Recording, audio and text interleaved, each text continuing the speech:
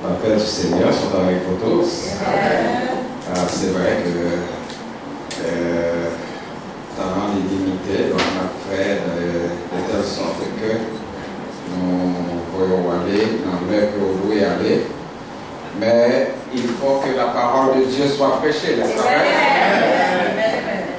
Et nous sommes ici, ce n'est pas juste pour faire tout ce que nous venons de faire, quoique c'est nécessaire, mais nous sommes ici surtout pour entendre Dieu nous parler. Amen. Voilà pourquoi nous devons nous disposer pour que le Seigneur puisse parler à nos cœurs, mais je ne peux pas passer cela pour ne pas féliciter Yasmine, que j'ai vu grandir en face de moi, qui est devenue une jeune dame. Quand je suis arrivé ici, elle était toute bébé. Et puis là, maintenant, elle est passée par cette autre étape dans sa vie chrétienne.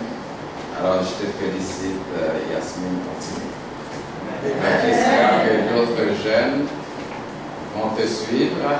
Bientôt, qui sait, donc, nous espérons que cela va se faire dans un temps pas trop lointain. Je vous salue dans le nom du Seigneur. Comme vous le savez, cette semaine aussi, comme pasteur à Altino, je dois prendre l'avion pour me rendre du côté de la Floride d'abord, pour prêcher une semaine de conférence, puis me rendre du côté d'Haïti pour encore prêcher une autre semaine de conférence. Donc, priez pour moi, afin que le Seigneur puisse être avec nous. Je vais passer presque le mois d'août dehors. Je reviendrai ici à Montréal le 25 août. Donc, priez pour nous. Et nous savons qu'il y a beaucoup de projets qui nous attendent ici. Donc, nous comptons sur le Seigneur pour qu'il puisse nous aider. Mes frères et sœurs, restez attachés à l'Éternel. C'est là le sujet de la semaine durant la conférence. Merci de m'avoir invité pour partager ce temps avec vous. Le sujet est tiré du psaume 73, le verset 26, qui se lit comme suit: ma chair et mon cœur peuvent se consumer, Dieu sera toujours le rocher de mon cœur et mon partage. Mes frères et sœurs, le psaume 73, c'est le premier de la troisième partie des psaumes, du livre des psaumes dans la Bible. Car le livre des psaumes, comme vous le savez, la Bible est divisée en 66 livres. Juste le livre des psaumes est divisé en 5 parties que les théologiens appellent 5 livres. Donc, le psaume 1er jusqu'au psaume 41, c'est le premier livre. Le psaume 42 jusqu'au psaume 72, c'est le deuxième livre. Le psaume 73 jusqu'au psaume 89, troisième livre. Le psaume 90 jusqu'au psaume 106, quatrième livre.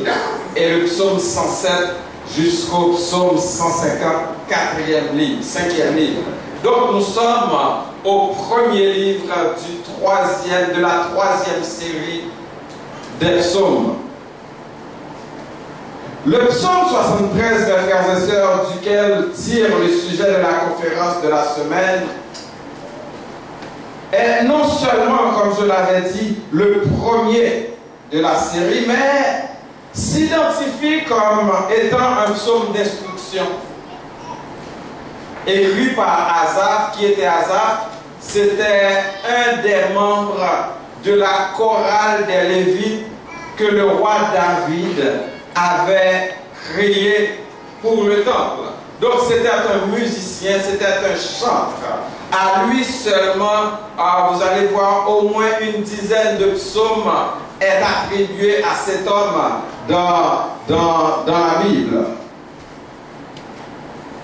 Donc, dans ce psaume, mes frères et sœurs, Asaph aborde la difficile et troublante question que les théologiens appellent la question existentielle, à savoir pourquoi pourquoi le méchant prospère-t-il alors que le juste endure la souffrance?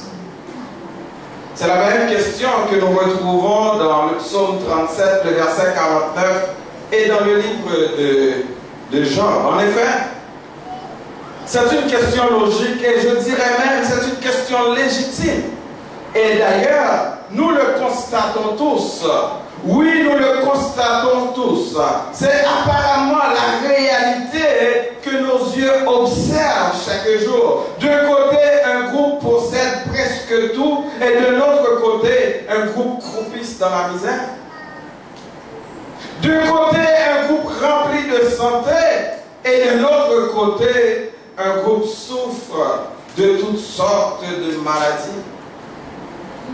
De côté, mes frères et sœurs, un groupe se réjouit et fait la fête. De l'autre côté, un groupe sombre dans la détresse et des pleurs. N'est-ce pas un monde injuste, dirions-nous?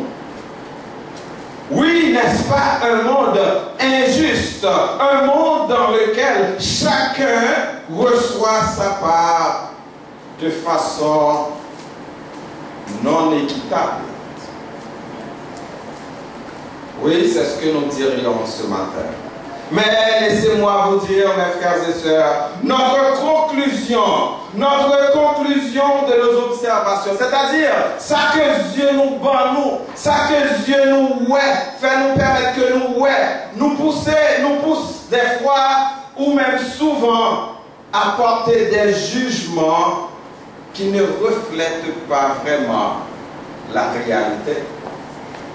Voilà pourquoi, avant de juger, il nous faut aller au-delà de ce que nos yeux nous donnent comme information. Parce que souvent, ça, Dieu nous bat, moi, c'est pas ça. Amen. Amen. La Bible dit, l'homme regarde à ce qui frappe aux yeux, mais la réalité n'est pas ce qui frappe à tes yeux. La réalité, c'est ce qui se passe à l'intérieur. Amen.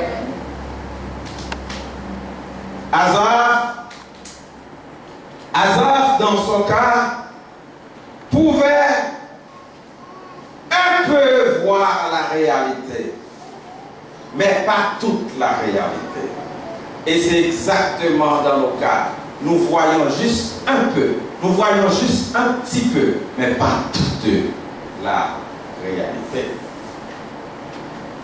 C'est ainsi que l'on peut utiliser ce psaume en deux parties. D'une part, dans ce psaume, Asaph exprime son trouble par rapport à la montée des méchants, la croissance, la prospérité des méchants. C'est ce que ses yeux pouvaient voir. C'est ce que ses yeux pouvaient lui donner, oubliant ainsi que le méchant prospère, c'est pour être anéanti. Mais de l'autre côté, dans ce psaume, après toutes ces observations apparentes, mais Asaph a conclu dans le verset 26, Asaph a conclu ce qui suit, c'est la réponse. Il a conclu, mes frères et sœurs, il a pu arriver à la réponse à laquelle sa méditation devant Dieu l'a conduit. C'est quoi? C'est que Christ est le rocher de mon cœur.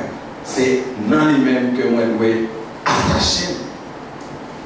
Cependant, mes frères et sœurs, ce matin, notre préoccupation dans ce texte est d'attirer votre attention, comme la conclusion d'Asaph, de rester attaché toujours à l'Éternel. Lui, d'après ce texte, je le rappelle, est le rocher de notre cœur. Mais en réalité, ça fait une semaine que vous êtes ici et que vous entendiez des messages sur ce sujet. Je ne sais pas ce que les autres prédicateurs vous ont dit. Je ne sais pas non plus ce que vous allez entendre ce soir autour de ce sujet. Mais le Seigneur a mis dans mon cœur ce matin de vous parler de deux choses. D'abord, la première chose, c'est, d'ailleurs, ce sont deux questions. Que signifie rester attaché à l'Éternel? Et la deuxième chose, c'est pourquoi il faut toujours attacher à l'Éternel. Voyons la première question. Que signifie rester attaché à l'Éternel? Le verbe attaché, mes frères et sœurs, avait un sens impératif qui exigeait que le peuple de Dieu se soumette aux lois et aux commandements de Dieu. Comme c'est un impératif pour nous autres ici à l'église étoile de Bethléem de rester toujours, c'est ce que le sujet dit, rester toujours attaché. C'est un impératif. C'est un ordre. C'est un ordre donné de façon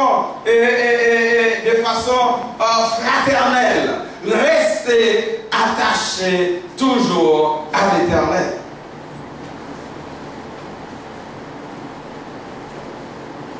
Donc, le peuple devait rester attaché à l'Éternel au risque de perdre sa communion avec le Seigneur et du même coup d'être sous le jugement de Dieu. Il en est de même, mes frères et sœurs, pour nous autres ici ce matin. Nous-mêmes que exhortation ça a faite à nous-mêmes, impératif ça a lancé à nous-mêmes, ordre ça a lancé à nous-mêmes. Nous sommes aussi appelés à rester attachés à l'Éternel au risque de perdre le royaume de Dieu. Après-t-il encore, si nous pas été attachés à l'Éternel, nous avons perdu le royaume. Oui, nous allons dire, oh, moi je crois dans le salut éternel. Moi aussi j'y crois. Je crois dans la sécurité éternelle. Je crois dans la sécurité de mon salut. Cependant, si je quitte le cercle, je dirai ça plus tard encore, une branche qui part coller dans un arbre, c'est une branche qui morte. Est-ce que vous êtes d'accord? Donc cela veut dire, ne viens pas me dire que je crois dans la sécurité éternelle, je crois dans le salut. Oui, j'y crois. Je crois que moi pour Christ là, personne, le diable ne peut rien contre moi parce que je suis à Christ. Cependant, si je laisse Christ, pas de vie pour moi.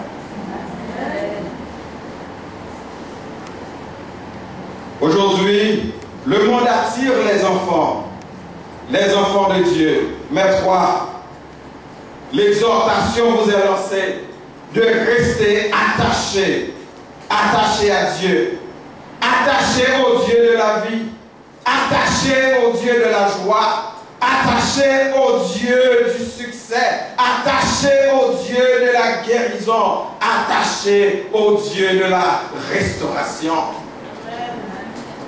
Dans le livre, vous regardez comment et ce que la parole de Dieu nous dit. Celui qui demeure en moi et en qui je demeure porte beaucoup de fruits, car sans moi, vous ne pouvez rien faire. Jean 15, verset 16. Et encore, je suis la lumière du monde. Celui qui me suit ne marchera point dans les ténèbres, mais il aura la lumière de la vie. Jean 8, verset 12. Et enfin, la parole de Dieu nous dit, celui qui a mes commandements et qui les garde, c'est celui qui m'aime. Et celui qui m'aime sera aimé de mon Père. Et j'aimerai, je l'aimerai et je le ferai connaître à lui. Jean 14, verset 21. Et dans ces 3 textes que nous venons de citer, nous allons nous rendre compte que le verbe attaché signifie d'abord demeurer. Cela veut dire, mes frères et sœurs, si vous voulez vous attacher à Dieu, vous devez demeurer dans le Seigneur.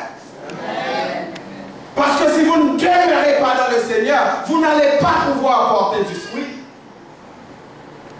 Car l'arbre, la branche qui porte du fruit, c'est la branche qui reste attachée au cercle. Non seulement ce verbe dans ce texte signifie attacher, signifie demeurer, mais aussi dans l'autre texte, le deuxième texte, sœurs, nous allons nous rendre compte que le verbe attacher signifie suivre. C'est-à-dire, si vous voulez vous attacher à Dieu, vous devez le suivre. Et en suivant le Christ, mes frères et sœurs, il y a des risques. Parce que le Seigneur a dit, celui qui veut me suivre doit se charger chaque jour de sa croix. Mais la croix de Christ, mes frères et sœurs, aussi lourde qu'elle puisse paraître, ne vous en faites pas. Il va y avoir un Simon de sirène sur la route. Quand vous chancelez, ce Simon va venir pour vous aider à porter cette croix. Amen. Voilà pourquoi il faut suivre le Seigneur, malgré vents et marées. Peu importe les circonstances. Le chant dit, ça fait si route la mauvaise, papa mange comme ça. M'a chanté dans le soleil, dans le fait noir, n'importe ça arrive, je suis mal content. M'a chanté, moi, pas Jean arrêté, papa mange comme ça. Restez attaché au Seigneur, peu importe les circonstances. Dans le troisième verset, le texte nous dit que attacher signifie aimer. Donc, mes frères et sœurs, si vous vous dites attaché au Seigneur, vous devez l'aimer. Et non seulement l'aimer, si vous l'aimez, vous faites ce qu'il vous demande. Et ma femme me le dit souvent, surtout même, il faut qu'elle fasse ça moi-même. Il en est de même pour Christ. Si tu aimes Christ, tu dois faire ce qu'il aime. Amen. Attendez, amen pour ça. Hein? Nous devons faire ça, mon Dieu. Amen. Mes frères et sœurs, pas passer dans nous comme hasard à garder le monde qui a prospéré. Car la parole de Dieu nous dit que la prospérité du méchant est passagère. Mais toi, mon frère, toi, ma soeur, reste attaché à ton Seigneur qui est le rocher de ton cœur. Deuxième chose, pourquoi il faut rester attaché à l'Éternel? Excuse-moi, je me fais vite. Hein? Pourquoi il faut attacher à l'Éternel? Une chose que nous devons comprendre, mes frères et sœurs, c'est que s'attacher à Dieu exige quoi d'après vous? S'attacher à Dieu exige quoi? Dis-moi. Exige un détachement. Ou pas attaché à Dieu, si vous êtes attaché à l'autre bagaille, il faut capable d'accord pour détacher à l'autre, pour attacher à bon Dieu. Parce que, mes frères et sœurs, bon Dieu va partager ou pas prêt pour le partager à quoi que ce soit. Soit pour mon Dieu net ou pas pour lui du tout. Donc, mes frères et sœurs, s'attacher à Dieu exige un détachement à quelqu'un et ou à quelque chose.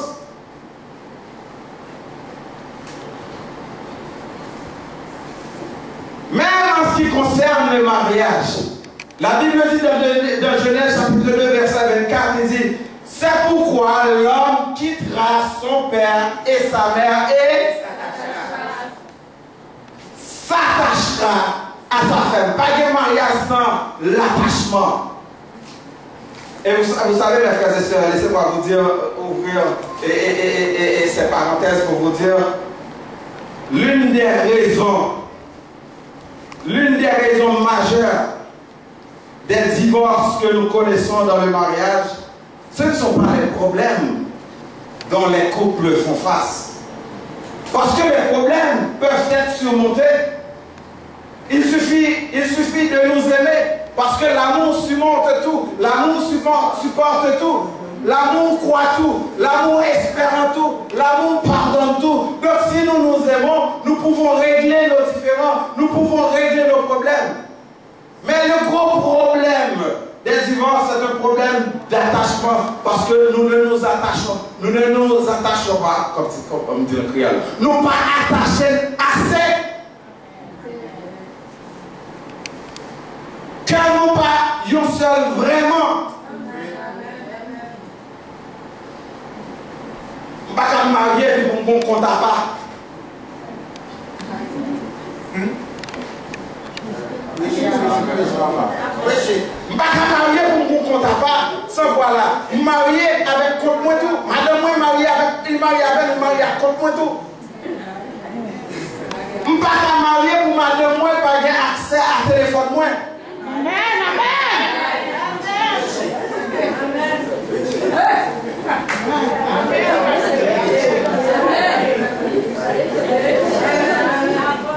Je ne suis pas marié et puis pour prendre une décision sans madame moi pas connaître.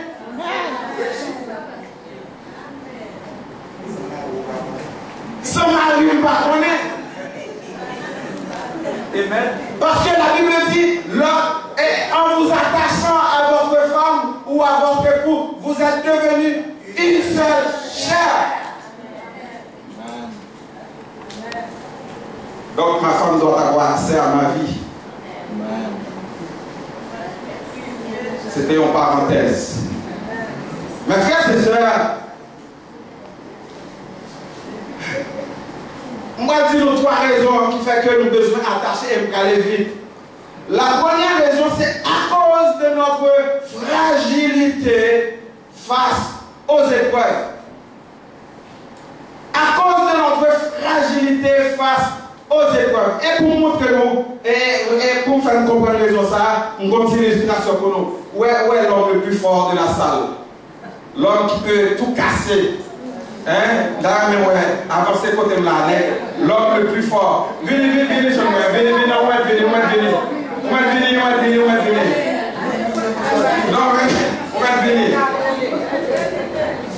le plus fort. Venez, là. Bon, pas connaître. Là, c'est où? Allez, mais ouais, moi, je vais le mettre là. Et maintenant, c'est le plus fort vraiment pour le casser. Voilà, ouais, avec facilité. Ouais, on soit cassé deux morceaux encore. Pour moi, je suis capable. Voilà, voyez avec quelle facilité il arrive à casser cette allumette. Pourquoi? C'est parce que l'allumette est fragile. Cependant, mes frères et sœurs, des bonnes surprises pour vous. Moi, j'ai même allumette ça attaché à un clou. Je vais demander pour casser si capable. Casser!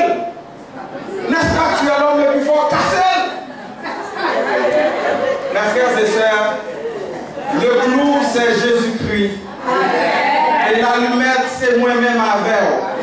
Tant et aussi longtemps vous ne restez pas attachés au Seigneur, le diable peut te casser. Les ennemis peuvent te casser.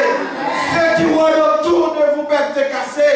Mais si tu restes attaché au Seigneur, personne ne va t'attacher. Oh, mes frères et sœurs, dans le psaume 46, le serviteur nous a dit, Dieu est pour nous un refuge et un appui, un secours qui ne manque jamais de la détresse. C'est pourquoi dans la terre et que les montagnes, quand les flots de la mer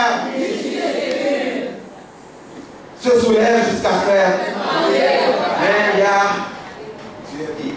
Dieu est un refuge. Tu veux pousser pour me faire tomber. Donc mes frères et sœurs, on nous était attachés à clouer. À clouer. Mais après aller, je ne vais pas dire trop. Et malheureusement, je ne vais pas dire trop. Après aller. Mes frères et sœurs, Jérémie, dans Jérémie chapitre 16, verset 19, il dit: Éternel, ma force et mon appui, mon refuge au jour de la détresse. Les nations viendront à toi des extrémités de la terre, et elles diront: nos pères n'ont irrité que le mensonge de vaines idoles qui ne servent à rien. Dans cette prière, mes frères et sœurs, le prophète Jérémie attribue trois noms très significatifs à Dieu. Il dit: Dieu est ma force. Il dit: Dieu est mon appui. Il dit Dieu est mon refuge. Dieu est mon refuge. Et dans le texte de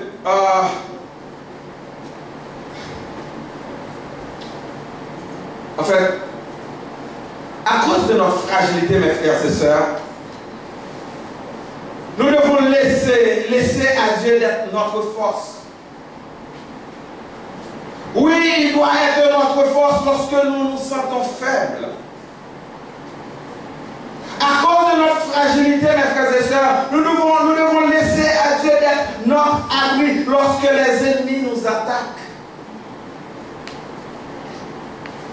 Nous devons laisser à Dieu, à cause de notre fragilité, d'être notre refuge lorsque nous avons besoin d'échapper aux pressions de la vie. Car en laissant à Dieu d'être notre force, en laissant à Dieu d'être notre abri, notre refuge, c'est-à-dire nous dire à Dieu que pour ses sécurités et pour ses protections. Amen. Amen. Et laissez bon Dieu qui c'est protection. Laissez bon Dieu qui c'est sécurité. Que 1000 tombent à ton côté et 10 000 à ta droite. Tu ne seras pas à terre. De tes yeux seulement tu regarderas et tu verras la bénédiction des gens.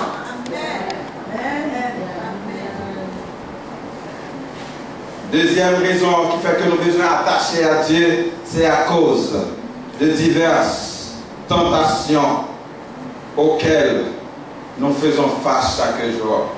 Et frères et sœurs, on voulait dire ça. Devant tentation, ou pas rien pour prouver. Parce qu'en tant que chrétiens, nous sommes face toujours. Nous allons faire face toujours à des tentations. Ou pas qu'à prouver rien. Ou pas qu'à prouver, pas du fort. Ou pas plus fort que ça. Et c'est faiblesse. Ou pas plus fort que ça. Mais vous savez, le secret, c'est que vous restez en Dieu. Quand vous restez en Dieu et attaché à Dieu, vous savez ce que le Seigneur nous dit? Le Seigneur nous dit, c'est vraie tentation à venir. Il a fini sous toute forme. Il a fini de tous côtés. Et très franchement, la tentation a fini même dans l'église. Et au plus fort dans l'église. Le 24 juin dernier, 24 juin 2016, il y a une fille qui est venue juste à l'église où j'étais pour envoyer par quelqu'un avec une Bible en main. Quand je dis une Bible en main, c'est un monde qui a une Bible en main, qui voulait pour faire quoi? Pour venir séduire pasteur David. Le Seigneur dit tentation à venir. Mais qu'est-ce que le Seigneur dit? D'après par la bouche de l'apôtre Paul, il dit avec la tentation, il préparera aussi le moyen d'en sortir afin que vous puissiez la surmonter ou bien la supporter. Mais cela, c'est pour moi qui est en Christ. C'est leur en Christ, c'est leur attaché, même j'avais à le mettre là, attaché à toi. C'est le ça, ou capable de victoire sous tentation. N'oubliez pas ce que la parole de Dieu nous dit. Je suis le cep, vous êtes les savants. Celui qui demeure en moi et en qui je demeure porte beaucoup de fruits, car sans moi, vous ne pouvez rien faire. Se sentir ou capable tout seul pour foutre, pour tromper.